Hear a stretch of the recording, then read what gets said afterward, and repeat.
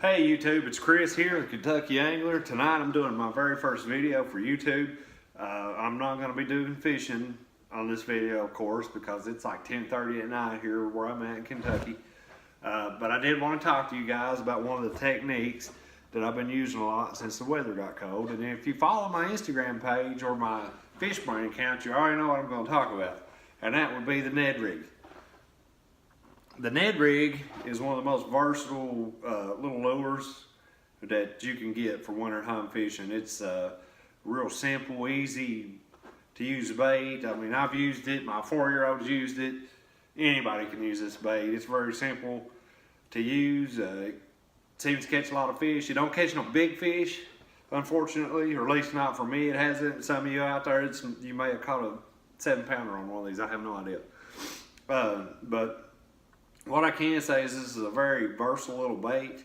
It's kind of one of those do-nothing baits. You don't have to do a lot with it, and it still catches fish.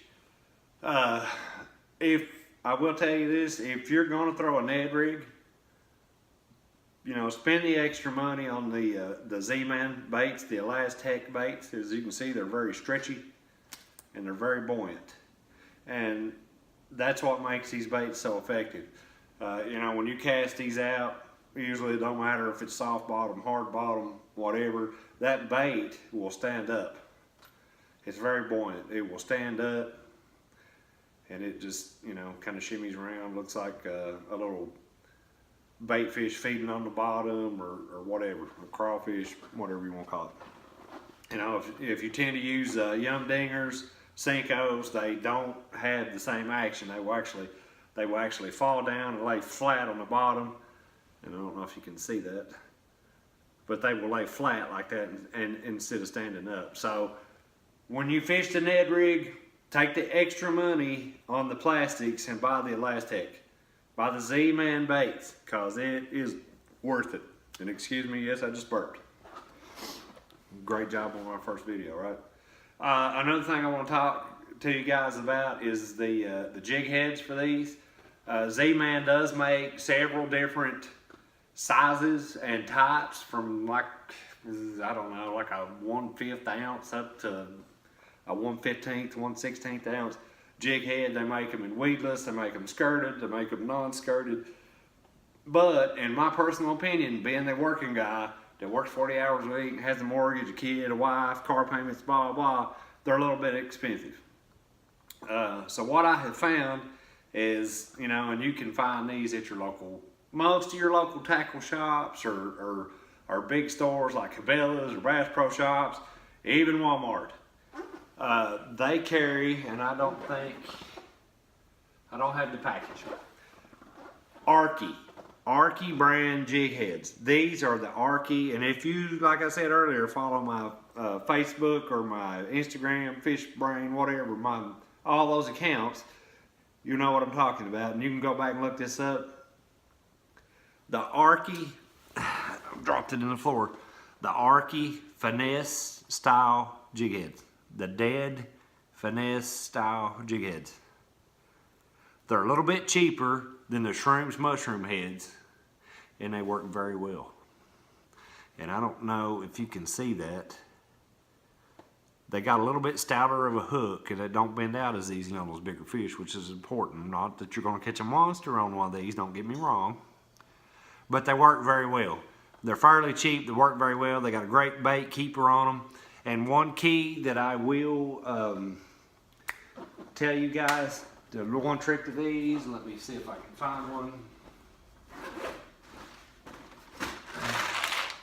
Let me see if I can find one here that doesn't have a bait on it, so you'll see what I'm talking about. Do a little comparison here.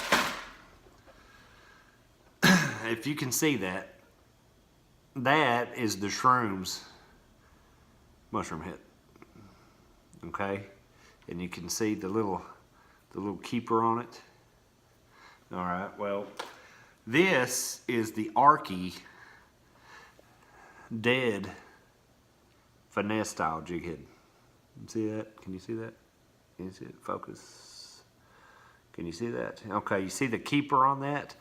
The thing about these jig heads is, before you put these Elastec baits on anything, or on this style jig head, you really have to take, because that elastic, I'm telling you, it can be a pain in the butt sometimes to thread those onto a hook, especially a hook with a keeper on it. Because that elastic is so stretchy and it's so tough, it can sometimes make it tough to get your bait straight on your hook and get it to set right. So what you have to do with these Arky style heads is you got to take that little keeper, if you got a pair of pliers handy, and you just mash it down. Just pinch it together. Okay, so now, instead of that keeper being, you know, kind of flared out, it's a little fatter, or a little flatter, I should say. Can you see that? You see, it's a little flatter. Okay, and now I know some of you thinking, well, you just run the keeper and the bait's not going to stay on there. You're wrong. I have caught, if, like I said, if you followed my Instagram or Fish Brain or whatever, I've caught probably a half a dozen fish on this one jig head and this one little bait. And I'm going to pull this off here, even though I really don't want to, because they're such a pain in the butt to get back on. And as you can see, that little keeper, can you see that? Can you see it? No, I guess not. I like that. Can you see that? That keeper is bent down. I've mashed it down with a pair of pliers. See?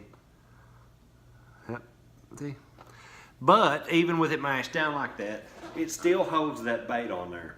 These little baits are so tough, and you know, it don't take much to keep them on the hook. It may still slide back on you a little bit when you, especially if you get a bite or a fish, they may, but it won't pull it all the way back. It won't pull it all the way off. So if you get a short strike or a soft bite and you miss, you know, you don't have to worry about your bait being all bunched up and screwed up and all that good stuff. But it'll still be on there. It'll still have its proper action. Another thing, and when you thread these on here, guys, when you thread these on here, the way I do this is I always take that kind of little textured bumpy end and thread it up. Can you see that? My lighting in here is terrible. That and my camouflage shirt screwing the background up. That you want to take about a ½ inch of that bait, thread it up to the point of your hook, and push it through. See that? And then you push it up to the head. And then I heard somebody say this. I don't remember who it was. It's on another video I watched. It's like you know, pulling your child's diaper up whenever you're, you know, changing diapers. All right, and you get it, can you see that right up on your head there, your jig head? You might have to kind of finesse it around a little bit, but that's essentially what it should look like. And like I said, when it's in the water, that'll stand up, and then you just top it around, you let it set. I've caught fish hopping this, dragging this, letting it set. I've caught them with it falling in the water, because when it falls, it will actually spiral as it falls. The main color I use is the green pumpkin. I have other colors like with the green pumpkin and chartreuse. I have the mud bug. I have the California craw, June bug. The main two colors I've been using this winter, depending on the water clarity, because I've got some small ponds near my house. I've got some local lakes. It just depends on if the water's clear, I use the green pumpkin. If the water's dirty, I usually use the June bug color, because for some reason the black and blue in these Z-Man craws is very hard to find. I don't know why. I have found them online on places like eBay or Amazon, but my local tackle shops, Walmart, even Cabela's don't have them in black and blue. Don't know why. But anyway, this is a very versatile little bait in the wintertime. For some reason, the fish love it. They're easy to catch. It's easy bait to fish. You don't have to be an expert. Anybody can fish this. Another thing I want to talk to you about is line. Line to fish this on. Naturally, you want to fish it on fluorocarbon because it's sink. It's harder for the fish to see. Now, depending on who you talk to, with baits like this, similar to wacky rigging or drop shotting, they want to tell you to fish lighter line. You know, a lot of the places I fish around my home here in Kentucky, you know, there's a lot of laydowns, there's a lot of grass, there's a lot of rocks, there's just a lot of structure, and sometimes, you know, trash in the lakes and the water that you may not be able to see down there.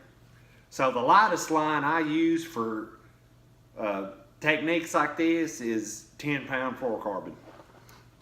That's it. 10 pound, maybe sometimes 12-pound.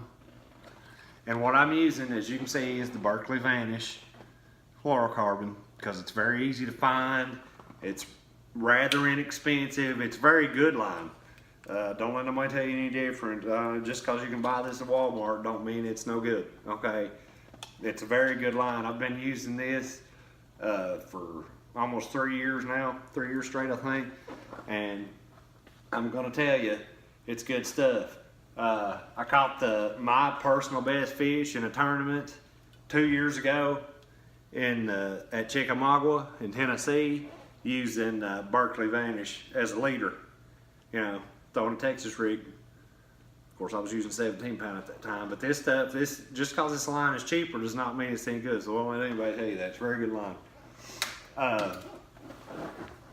Like I said, most of the time I fish it on 10-pound line, and sometimes depending on the water, you know, the structure in the water, whatever, sometimes I may go to 12-pound line. It just depends.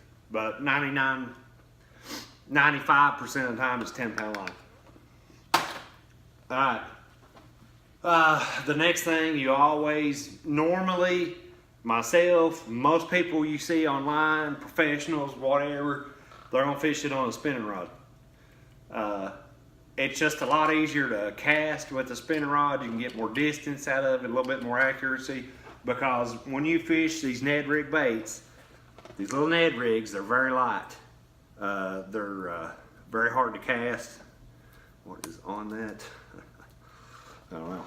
But they're very hard to cast. They're very lightweight. So you want something that's easy to cast and a lighter line. So you want to cast this on a spinning rod.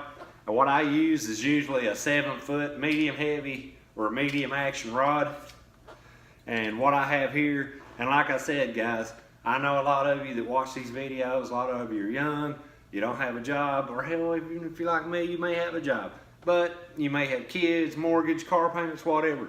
I myself don't have a lot of money to spend on equipment, you know.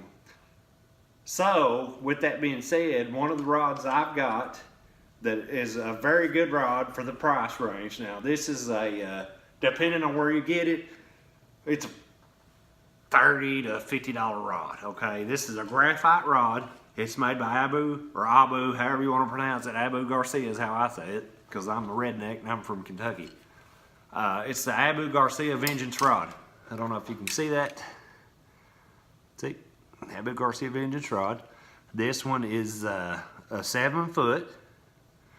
I don't know if you can see that. The camera's not going to focus. 7-foot medium heavy. I find that this rod is pretty versatile with many applications, whether it be wacky rigging, drop shotting, Ned rigging. You know, it's just a very versatile length and action. It seems to do the job well. It's got pretty good sensitivity, you know, when it comes to detecting bites. Very good. Now, this rod, like I said, I'm a working man. I've got a mortgage, kids, wife, car payments. I can't be going out and spending $400, $500, whatever dollars on a reel.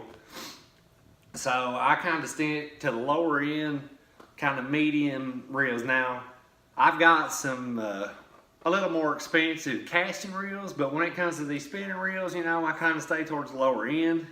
You know, eventually, yeah, I might, you know, upgrade a little bit if time and money allows. But for now, you know, I'm sticking to the lower end stuff, okay? Because these work very well. And if they break, tear up, you lose them, drop them in the water, hey, you're not out a bunch of money. You know, I don't have no sponsors. I'm doing this on my own. I love to be outside, love to fish, and I just want to share my experience, okay? But what I have here, this is the Abu Garcia Silver Max reel. This is a 6-ball bearing setup. I think the gear ratio is like 5 to 1. Yeah, 5:1 to 1. I don't know if you can see that on there. Camera's not going to focus. Anyway, it's 5:1 to 1. You know, you don't have to buy the Abu Garcia reels. There's plenty of cheaper, low-end reels. If you're just getting into fishing, you just want to get outside and try this out. There's plenty of lower-end reels that work just as well. And yes, there's higher-end reels. Like I said, I fish that. That's my setup, fishing on 10, 12-pound line. It works very well, and it's very versatile. It doesn't take a lot of effort, doesn't take a lot of knowledge, experience, or skill to fish it. I know in the wintertime, the bite gets tough, the fish get lethargic and slow down, and you may go out fishing other baits and never catch nothing, never get a bite. But hey, that's the way it is. If you fish this and you have a little bit of patience, I promise you, you'll catch some fish. Okay, so until next time, until I see you again, get outside, enjoy what the good Lord's made us. Get outside, get outdoors, keep casting. I'll see you next time.